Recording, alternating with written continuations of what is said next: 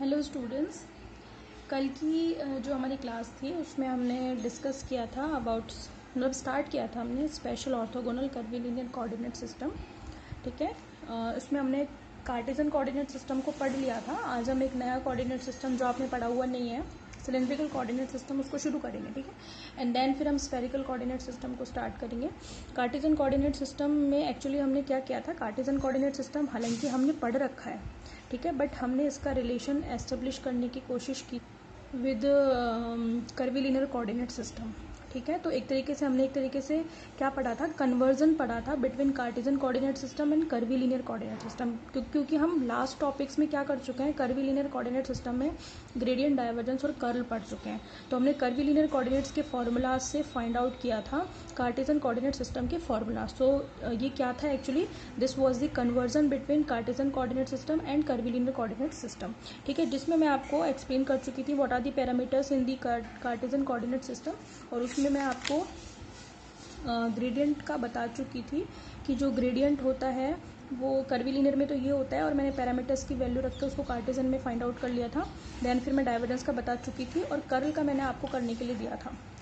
तो I hope आप सब बच्चों ने कर लिया होगा, और कर्ल का आपको वो ही मिल गया होगा जो कि होता है किसमें, कार्टेशियन कोऑर्डिनेट सिस्टम में किसी भी वेक्टर क्वांटिटी का कर्ल जो होता है क्या होता है, i cap, j cap, k cap, del upon del x, del upon del y, del upon del z, और साथ में a x, a y, a z, और आगे जो 1/h1 h2 h3 था वो तो 1 हो गया होगा, है ना। तो आपको ये कर्ल मिल गया होगा, समझ में आ गई। तो मैं ये नहीं बता रही हूँ क्योंकि कुछ आप भी करोगे, अगर आपका नहीं हुआ है तो आप ढूंढने की कोशिश करोगे, समझने की कोशिश करोगे, तो ये आपके एक तरीके से ड्रिल वर्क है। हालांकि इतना मुश्किल नहीं है, फिर भी कुछ ने नहीं किया होगा, मुझे पता है। ठीक है, तो वो आपकी प्रॉब्लम है, मेरी नहीं है। ठीक है, चलें, आज मैं आपको शुरू करा रही हूँ सिलेंड्रिकल कोऑर्डिनेट सिस्टम। इसको आप ध्यान से पढ़ें क्योंकि बिल्कुल नया कोऑर्डिनेट सिस्टम है आपके लिए। ठीक है,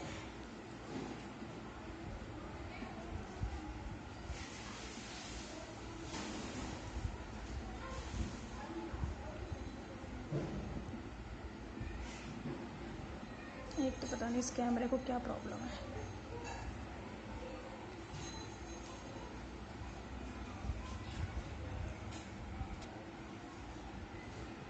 सिस्टम,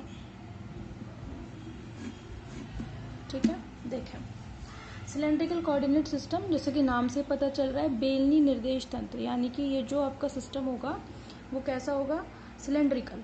ठीक है, यानी कि इसमें हम जो स्ट्रक्चर लेंगे एक्चुअली सिलेंड्रिकल शेप की लेंगे, और उस सिलेंड्रिकल शेप में ही हम उसको एक्सप्लेन करने की कोशिश करेंगे। ठीक है, ठीक है, देखें देखें सिलेंड्रिकल कोऑर्डिनेट सिस्टम है, तो मेरा सिस्टम कैसा होगा इन सिलेंड्रिकल शेप, तो मैं वो आपको बना रही हूँ आपके सामने। ठीक है, ये लो, ये सिलेंडर की आपकी सर्कुलर सरफेस हो गई नीचे की, और ये सर्कुलर सरफेस हो गई ऊपर की। ठीक है, इसमें आपको दिख रहे होंगे, इसमें 3 सरफेसेस होते हैं।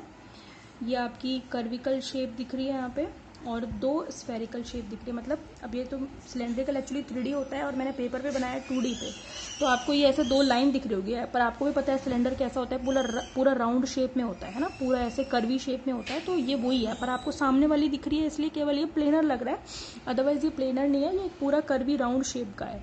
समझ में आ गई, और 2 सर्कुलर शेप है ऊपर नीचे। ठीक है, ओके, इसके अलावा ठीक है, इसमें मैं आपको एक्सिस दिखा देती हूँ।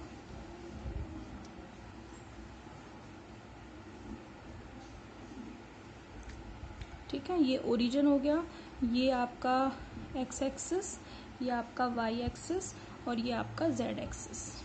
ठीक है, ओके, और ये आपका ओरिजिन हो ही गया। ठीक है, अब इसमें क्या होता है, पहले मैं आपको बता दूं कि जैसे कार्टेशियन कोऑर्डिनेट सिस्टम में किसी भी पॉइंट के कोऑर्डिनेट्स एक्स वाई जेड से शो किया जाता है, कर्वीलिनियर में u1 u2 u3 से शो किए जाते हैं, सेम वैसे ही किसी भी पॉइंट के कोऑर्डिनेट्स इन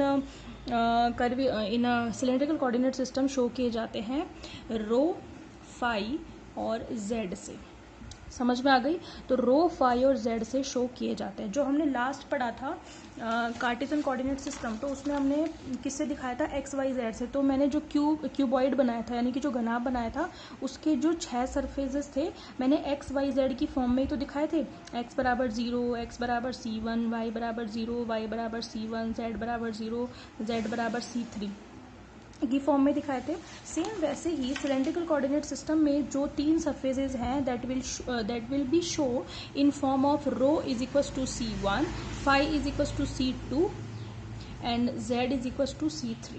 ठीक है, तो मैं यहाँ पे आपको इस डायग्राम में तीनों सरफेसेस दिखाऊंगी। तो किसी भी पॉइंट के कोऑर्डिनेट्स किससे शो किए जाएंगे मैं आपको बता देती हूँ। सपोज यहाँ पे कोई पॉइंट P है, उसके coordinates will be rho phi and z. समझ में आ रही है। अब देखिए इसमें कार्टेशियन में तीनों ही जो कोऑर्डिनेट्स होते हैं वो पोजीशन के कोऑर्डिनेट होते हैं, एक्स वाई और जेड। बट इसमें जो कोऑर्डिनेट्स होते हैं 3, उसमें रो और जेड तो दोनों कैसे हैं, पोजीशन के कोऑर्डिनेट है। बट जो फाई है वो एंगुलर कोऑर्डिनेट है, यानी कि एंगल का कोऑर्डिनेट है। ये अंतर समझ में आ रहा है आपको, ठीक है। ओके, अब मैं क्या कर रही हूँ, आपको जितनी भी सरफेसेज हैं वो शो कर देती हूँ।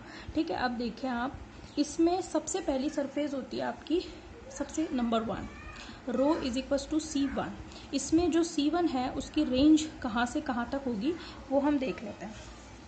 ठीक है, C1 की रेंज होती है बिटवीन 0 टू इनफाइनाइट। रो क्या है, एक्चुअली रो है क्या, रो है रेडियस ऑफ दिस सिलेंडर। समझ में आ रही है। और रो इज इक्वल टू C1 जो सरफेस है वो कौन सी है, जो कर्विकल शेप में आपको दिख रही है, यानी कि ये वाली सरफेस, यानी कि ये है आपकी rho is equal to C1। इसमें जो C1 है उसकी रेंज 0 से इनफाइनाइट, यानी कि रेडियस आपकी किसी भी सिलेंडर की 0 से इनफाइनाइट के बीच में कुछ भी हो सकती है। समझ में आ रही है बात आपको। इसमें आप इनफाइनाइट पे इक्वल मत लगाइए, ठीक है। लेस देन इनफाइनाइट कुछ भी हो सकती है, 0 से इनफाइनाइट के बीच में कुछ भी हो सकती है, ठीक है।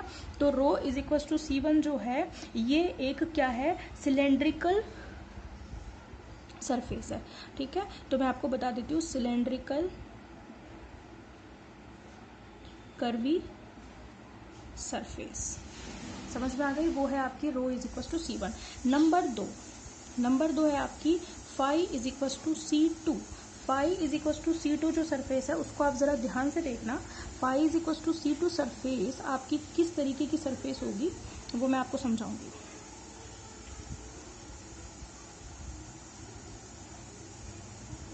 Phi is equal to C2 surface ये वाली सरफेस है, वो सरफेस जो एक्स एक्सिस के साथ कितना एंगल बना रही है, फाई।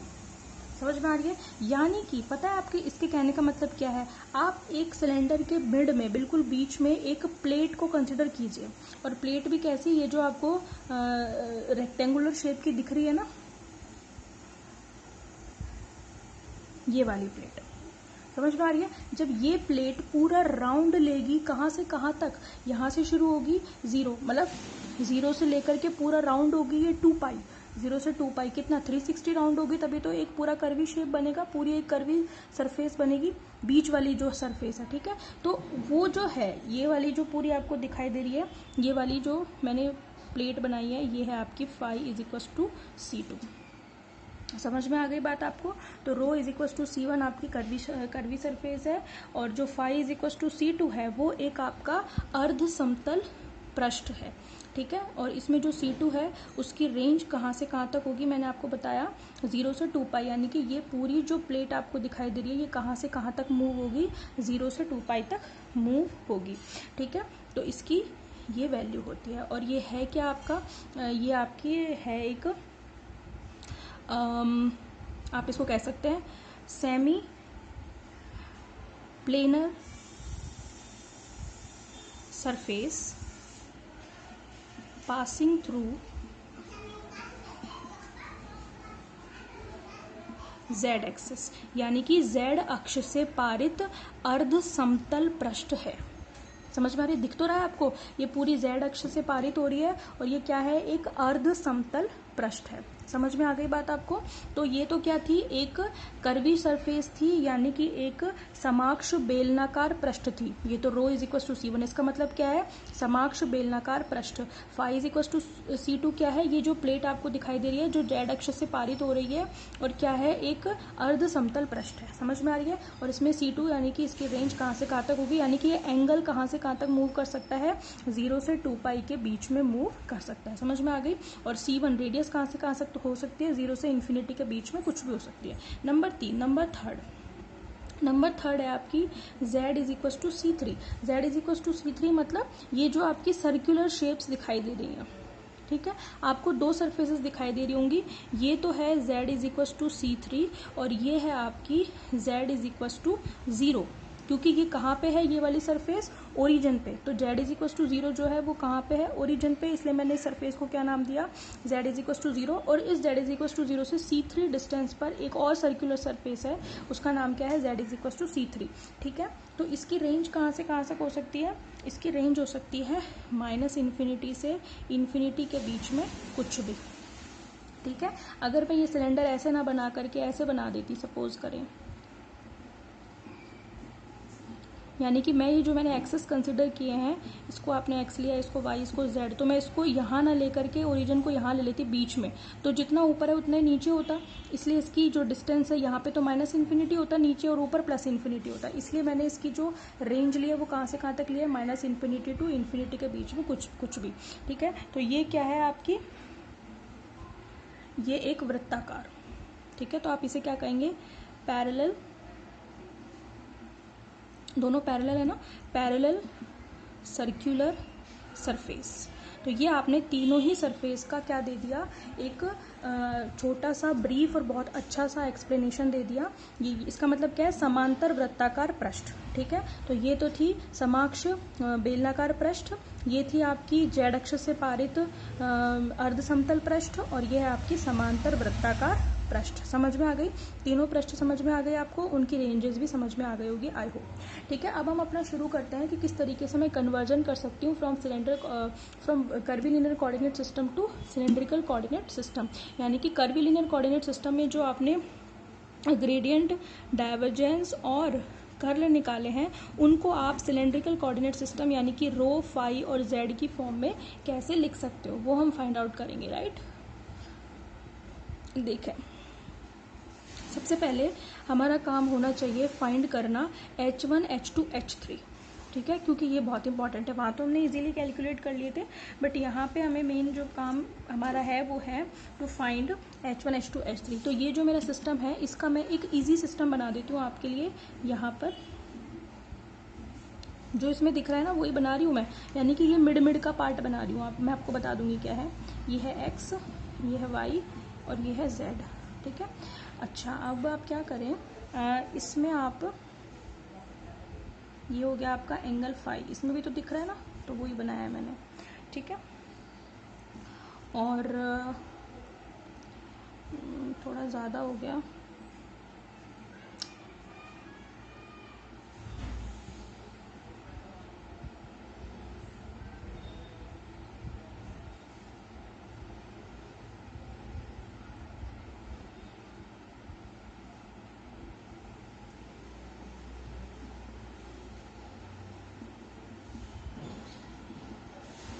ठीक है। आप क्या करना, जब बनाओ ना ये डायग्राम, तो ये वाली लाइन और ये वाली लाइन दोनों पैरेलल लेना, इसलिए मैं कह रही थी थोड़ा ज़्यादा हो गया, तो ये थोड़ा सा ज़्यादा टेढ़ा हो गया, तो आप इसको थोड़ा सा इस तरीके से पैरेलल लेना। ठीक है, समझ में आ रही बात। तो ये दोनों लाइन्स एक दूसरे के बिल्कुल पैरेलल, जैसे ये दोनों पैरेलल है ना, एक्चुअली मैंने ये प्लेट ही ड्रॉ की है। ठीक है, तो ये मेरे से थोड़ा सा टेढ़ा ड्रॉ हो गया, आप कर लेना इसको। ठीक है, ओके, अब देखें आप,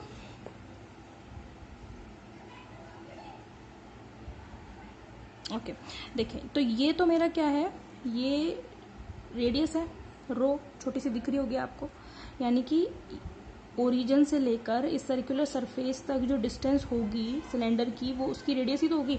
अरे भाई, ये यहाँ से लेके यहाँ तक भी रेडियस ही है, यहाँ से लेके यहाँ तक भी ये रेडियस ही है। अब ये 2D में बना रखे हैं, इसलिए ऐसा लग रहा है कि ये तो ज़्यादा है, ये कम है, ये ज़्यादा कम नहीं है, लेकिन ठीक है, तो देखिए समझ में आ रही बात आपको। तो ये पूरा ऐसे अब भाई इसमें तो ये ओवल शेप का दिख रहा है, अदरवाइज ये पूरा सर्कुलर शेप का होता तो इक्वली होता ना सब कुछ, ठीक है। तो ये आपका हो गया रो, तो ये भी आपका क्या हो गया रो। तो मैंने क्या क्या बनाया, ये तीनों एक्सेस बनाया है, ये प्लेट बनाई है और ये दिखा दिया, समझ में आ गई। अच्छा अब इस रो का जब आप एक्स डायरेक्शन में क्या लेंगे, कंपोनेंट लेंगे, तो कितना आएगा रो कॉस फाई, ठीक है। और इसका इस डायरेक्शन में जब कंपोनेंट लेंगे तो वो कितना आएगा, वाई डायरेक्शन में रो साइन फाई। समझ में आ गए, कंपोनेंट समझ में आ रहे हैं। जेड डायरेक्शन में कोई कंपोनेंट नहीं होगा क्योंकि ये प्लेन में है, ये जो मेरी प्लेट है वो एक्स वाई प्लेन में है। समझ में आ रही है बात आपको, ठीक है। तो आपके कोऑर्डिनेट्स क्या क्या बन गए, व्हाट इज द कोऑर्डिनेट्स, मतलब कोऑर्डिनेट रिलेशन देखना है between curvilinear and cylindrical, sorry Cartesian and cylindrical. तो एक्स कितना हो गया, एक्स इज इक्वल टू हो गया rho cos phi, y is equal to क्या हो गया रो साइन फाई, और जेड हमारा क्या है जेड ही है। तो ये हमारा काम कंप्लीट हो गया, ठीक है। सो ये एक रिलेशन है between Cartesian and cylindrical coordinate system, ठीक है।